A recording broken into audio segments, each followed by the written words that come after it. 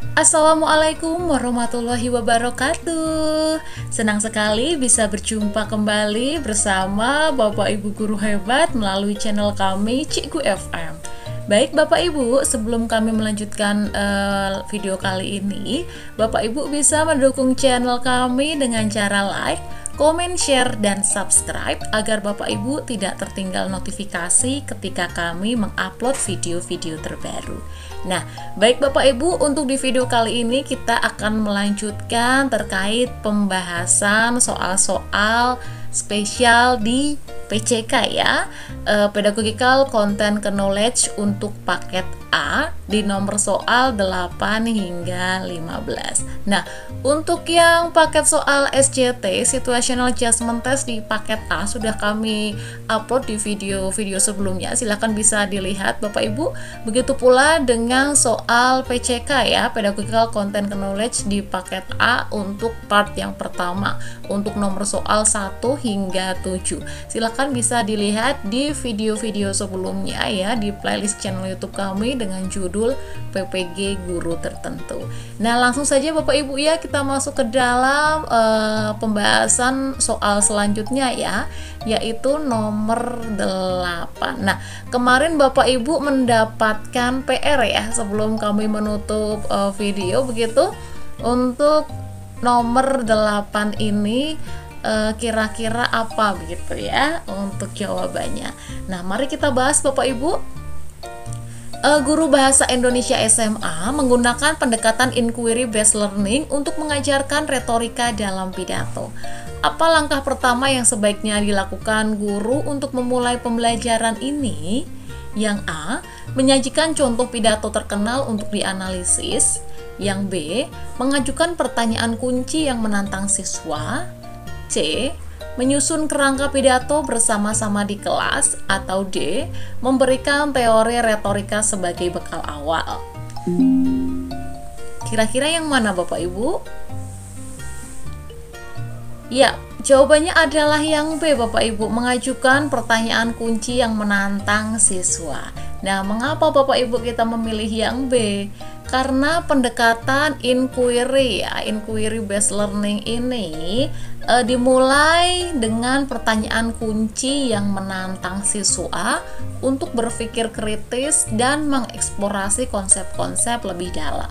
Nah, pertanyaan yang kritis ini ya, pertanyaan ini nantinya akan memotivasi siswa untuk menggali informasi lebih lanjut dan memahami retorika dalam pidato itu sendiri. Nah, mengapa kita tidak memilih yang A, menyajikan contoh pidato terkenal untuk dianalisis begitu Bapak Ibu ya. Nah, menyajikan contoh pidato terkenal untuk dianalisis begitu Bapak Ibu ya, memang langkah yang baik, tetapi lebih cocok dilakukan setelah siswa itu memiliki pertanyaan kunci untuk membantu dalam memandu analisis begitu. Kenapa kita tidak memilih yang C, menyusun kerangka pidato bersama-sama di kelas? Nah, ini lebih sesuai dilakukan setelah siswa itu memiliki pemahaman dasar tentang retorika melalui proses inquiry Bapak Ibu ya. Lalu kenapa kita tidak memilih yang D, memberikan teori retorika sebagai bekal awal begitu? Memberikan teori terlalu awal ini dapat menghambat proses dari inquiry-nya itu sendiri Bapak Ibu. Mengandalkan teori ya daripada mengeksplorasi dan menemukan pemahaman sendiri. Karena sebenarnya pendekatan inquiry ini kan penemuan. Jadi kalau kita memberikan teorinya di awal sebagai bekal, nanti akan mengurangi proses mengeksplorasi dan menemukan siswa begitu. Nah, seperti itu Bapak Ibu ya. Jadi yang paling efektif adalah yang B begitu. Lanjut pertanyaan nomor 9. Dalam mengajarkan materi puisi di kelas 9 SMP, guru menggunakan media digital berupa video yang berisi pembacaan puisi oleh penyair terkenal. Bagaimana cara terbaik untuk mengevaluasi pemahaman siswa terhadap materi ini? A. Meminta siswa menulis puisi dengan gaya serupa. B. mengadakan diskusi tentang tema dan gaya penyampaian dalam video. C. Memberikan tugas menganalisis makna puisi yang dibacakan. D. Mengadakan tes pilihan ganda tentang isi puisi. Yang mana kira-kira Bapak Ibu? Ya, jawabannya adalah yang B Bapak Ibu ya. Mengadakan diskusi tentang tema dan gaya penyampaian dalam video. Nah, mengapa kita memilih yang B Bapak Ibu ya, mengadakan diskusi tentang tema dan gaya penyampaian dalam video begitu? Karena diskusi ini ya memungkinkan siswa untuk mendalami makna dan interpretasi dari puisi serta memahami gaya penyampaian dari penyair. Nah, ini itu mendorong pemahaman kritis dan interpretatif yang merupakan inti dari pembelajaran puisi itu sendiri. Kenapa kita tidak memilih yang A Bapak Ibu ya, meminta siswa menulis puisi dengan gaya serupa begitu?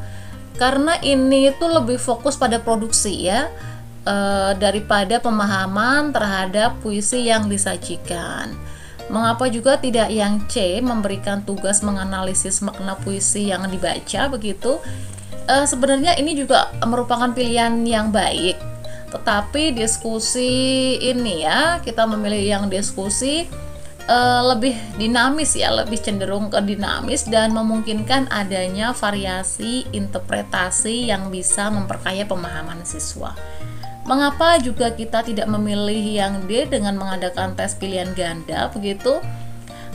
Tes pilihan ganda tidak mendorong pemahaman mendalam Bapak Ibu ya, dan tidak mendorong juga analisis kritis terhadap puisi. Jadi pilihan yang paling efektif yang tepat adalah yang B, mengadakan diskusi tentang tema dan gaya penyampaian dalam video. Nah, lanjut Bapak Ibu ya, kita ke soal nomor 10. Guru bahasa Indonesia di SMA ingin mengembangkan keterampilan literasi informasi siswa melalui proyek penelitian sederhana. Media apa yang paling efektif digunakan untuk mendukung keterampilan ini? A. Pustaka digital dengan akses ke jurnal dan artikel ilmiah. B. Buku teks yang berisi panduan langkah-langkah penelitian. C. Video tutorial tentang cara melakukan penelitian. Atau D. Poster yang menggambarkan proses penelitian. Kira-kira yang mana Bapak Ibu untuk jawaban soal nomor 10?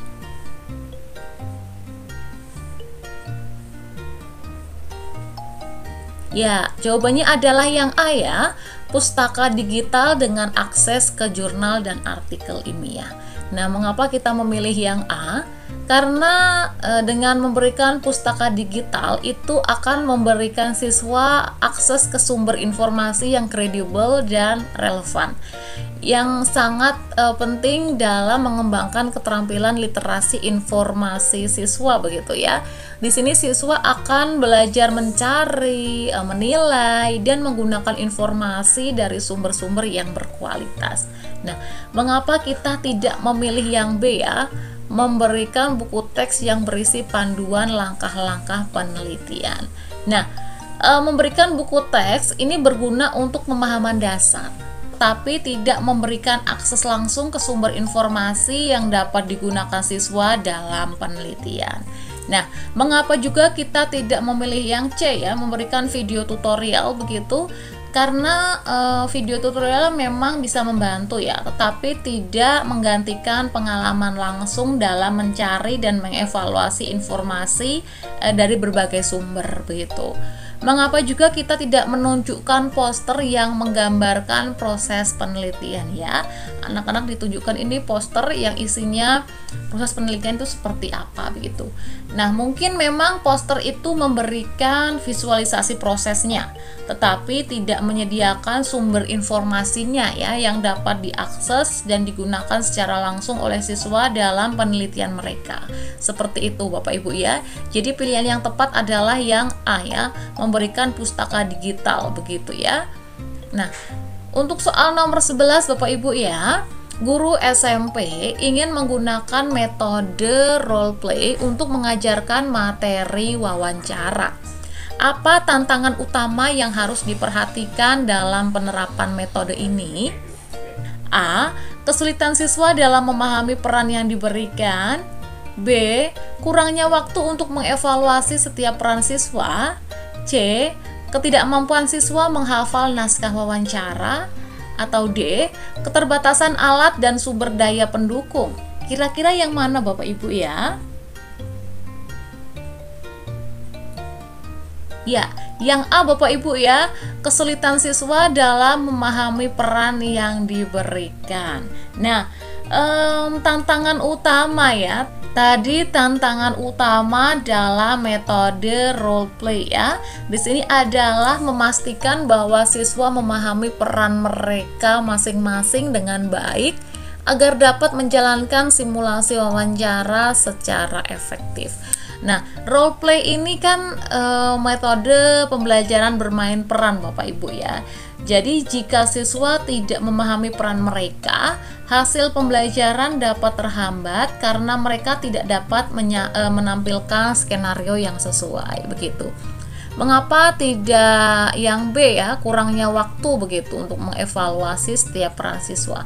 Nah, waktu evaluasi memang penting, tetapi dapat diatasi dengan strategi manajemen waktu yang baik, seperti melakukan evaluasi secara bergiliran atau memberikan umpan balik secara keseluruhan setelah semua siswa berperan begitu. Lalu mengapa tidak yang C, ketidakmampuan siswa menghafal begitu ya? Nah, menghafal naskah itu kan bukan fokus utama dalam role play begitu ya, bermain peran begitu. Karena tujuannya ini kan memahami proses wawancara, bukan sekedar menghafal dialog begitu. Mengapa juga tidak yang D ya? Adanya keterbatasan alat dan sumber daya pendukung. Nah, alat dan sumber daya ini tidak selalu krusial dalam role play. Karena peran itu kan dapat dimainkan dengan minimal alat ya, dan fokusnya itu lebih pada interaksi verbal dan komunikasi. Seperti itu Bapak Ibu ya, jadi yang paling tepat adalah yang A.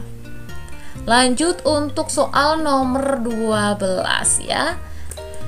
Dalam pembelajaran kritik sastra di SMA, guru memilih untuk menggunakan metode problem based learning atau PBL. Apa yang perlu diperhatikan guru agar pembelajaran ini efektif? A. Menyediakan masalah yang realistis dan relevan dengan kehidupan siswa. B. Menyusun modul pembelajaran yang lengkap dan terstruktur. C. Memastikan bahwa semua siswa memiliki latar belakang teori kritik sastra. Atau D. Memberikan solusi masalah di akhir pembelajaran sebagai contoh. Kira-kira yang mana Bapak Ibu? Ya, jawabannya adalah yang A ya, menyediakan masalah yang realistis dan relevan dengan kehidupan siswa. Nah, mengapa kita memilih yang A Bapak Ibu ya? Karena agar metode PBL ya, problem based learning ini efektif begitu ya, masalah yang diangkat harus realistis dan relevan ya dengan kehidupan siswa, sehingga nantinya siswa dapat lebih mudah memahami konteks dan termotivasi untuk mencari solusi. Ini juga membantu siswa mengaitkan materi kritik sastra dan pengalaman nyata mereka. Mengapa kita tidak memilih yang B ya? Menyusun modul pembelajaran yang lengkap dan terstruktur. Karena sebenarnya modul ini juga penting ya, tetapi keberhasilan dari PBL ini itu lebih bergantung pada kualitas masalahnya ya, yang diberikan daripada sekedar struktur modul. Karena metode problem based learning ini kan pembelajaran berbasis masalah. Jadi kita ya lebih ke kata kuncinya masalah begitu ya, menyediakan masalah begitu. Nah, mengapa kita tidak yang C ya, memastikan bahwa semua siswa itu memiliki latar belakang teori kritik sastra. Nah, siswa dapat diberikan latar belakang teori dalam proses pembelajaran, tetapi PBL ini lebih fokus pada pemecahan masalah ya, karena problem based learning pembelajaran berbasis masalah. Masalah, kata kuncinya masalah di sini ya, bukan penguasaan teori di awal begitu. Mengapa juga tidak memberikan solusi masalah begitu ya di akhir pembelajaran sebagai contoh. Nah, memberikan solusi di akhir ini dapat menghambat proses pembelajaran berbasis penemuannya begitu, pembelajaran berbasis masalahnya ya, menemukan masalah begitu, karena siswa ini tidak didorong untuk menemukan dan mengembangkan solusi sendiri begitu Bapak Ibu. Jadi yang paling efektif, yang relevan adalah yang menyediakan masalah ya, yang realistis dan relevan sesuai dengan kehidupan siswa. Nah, lanjut Bapak Ibu ya untuk soal nomor 13 ya. Guru bahasa Indonesia di SMP ingin mengembangkan kemampuan berpikir kritis siswa melalui analisis wacana berita.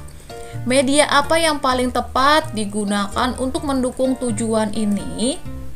A. Artikel berita dari berbagai sumber terpercaya. B. Video berita yang diambil dari acara televisi. Atau C. Poster yang menjelaskan struktur berita. Atau yang D. Buku teks yang membahas teori analisis wacana. Kira-kira yang mana Bapak Ibu? Iya, jawabannya adalah yang A Bapak Ibu ya, artikel berita dari berbagai sumber terpercaya. Nah, mengapa kita memilih yang A Bapak Ibu? Karena berita atau artikel berita ini ya, yang dari berbagai sumber terpercaya, itu akan memberikan siswa bahan yang kaya untuk dianalisis ya, dan memungkinkan mereka itu nantinya melihat dari berbagai perspektif. Nah, ini adalah hal yang penting dalam mengembangkan kemampuan berpikir kritis anak, seperti itu. Mengapa kita tidak memilih yang B, video berita diambil dari acara televisi begitu ya? Nah, video berita dapat memberikan konteks visual, tetapi artikel memberikan lebih banyak ruang untuk analisis teks dan kontennya, seperti itu. Mengapa tidak dalam bentuk poster ya? Karena poster dapat membantu memahami struktur berita, tetapi tidak menawarkan bahan untuk analisis kritis yang mendalam. Lalu kenapa juga tidak memberikan buku teks begitu ya? Karena buku teks itu memang berguna untuk teori dasar, tetapi untuk hal analisis berpikir kreatif ini lebih efektif jika siswa itu bekerja dengan bahan yang dinamis dan bahan yang aktual seperti artikel berita. Jadi untuk pilihan yang paling efektif adalah yang A, memberikan artikel berita begitu. Lanjut Bapak Ibu ya untuk soal nomor 14 ya. Seorang guru SMA menggunakan blended learning dalam pembelajaran teks eksposisi. Apa yang harus dilakukan guru untuk memastikan integrasi pembelajaran daring dan luring berjalan efektif? A. Menyediakan materi yang sama di kedua format pembelajaran. B. Memantau aktivitas siswa baik dalam daring maupun luring secara konsisten. Atau C. Mengadakan ujian di akhir setiap sesi. Atau D. Memberikan penilaian lebih pada aktivitas luring karena ini lebih interaktif begitu. Baik, kira-kira yang mana Bapak Ibu untuk jawaban yang paling efektif?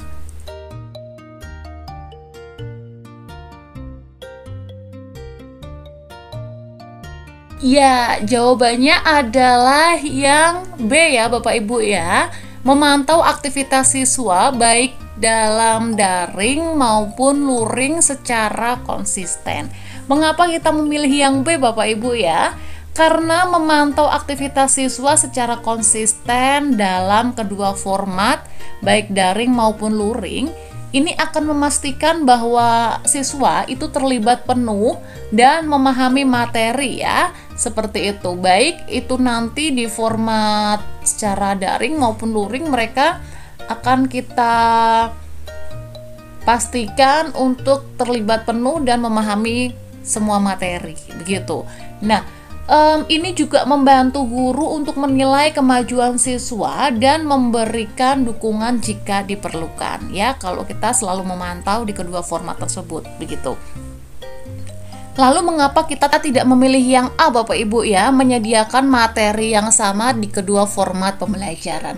Karena materi sebenarnya bisa berbeda tergantung pada kebutuhan dan konteks masing-masing format. Yang penting adalah bagaimana siswa terlibat dan belajar dari kedua format tersebut. Begitu. Mengapa juga tidak memilih yang C ya, mengadakan ujian di akhir sesi pembelajaran begitu. Nah, ujian ini kan sebenarnya hanya untuk mengukur hasil ya Bapak Ibu ya, bukan memastikan proses pembelajaran yang efektif begitu. Jadi untuk yang pilihan C mungkin kurang tepat Bapak Ibu. Kemudian mengapa tidak memilih yang D begitu ya, memberikan penilaian lebih pada aktivitas luring karena lebih efektif ya. Kita memberikan nilai lebih ketika anak-anak itu beraktivitas pada pembelajaran luring daripada daringnya. Nah, ini nanti justru bisa mengurangi motivasi siswa dalam pembelajaran daring ya. Padahal keduanya harus seimbang begitu di blended learning ya, harus seimbang begitu antara pembelajaran daring dan luring agar nantinya bisa berjalan efektif begitu.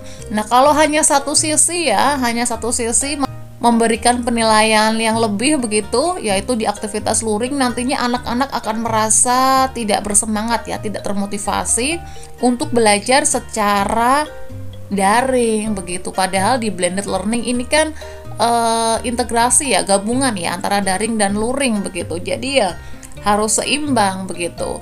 Jadi yang paling efektif ya memang yang B Bapak Ibu, memantau aktivitas siswa baik daring maupun luring secara konsisten. Nah, seperti itu Bapak Ibu ya. Lanjut untuk pertanyaan yang terakhir ya, nomor 15.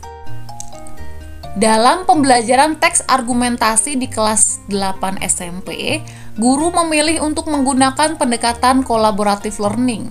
Bagaimana guru dapat memastikan bahwa setiap siswa berkontribusi secara merata dalam diskusi? A.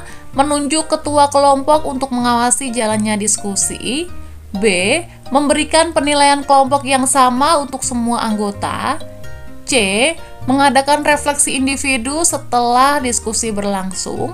Atau D. Memfasilitasi dengan peran dan tugas yang jelas untuk setiap anggota. Kira-kira yang mana Bapak Ibu ya untuk jawaban nomor soal 15? Apakah A, apa B, atau C, ataukah D? Silakan tulis jawabannya di kolom komentar ya Bapak Ibu ya. Nanti akan kita bahas di pembahasan soal-soal PCK di paket B begitu. Baik Bapak Ibu, sebelum kami menutup video kali ini, Bapak Ibu bisa mendukung channel kami dengan cara like, komen, share, dan subscribe agar Bapak Ibu tidak tertinggal notifikasi ketika kami mengupload video-video terbaru.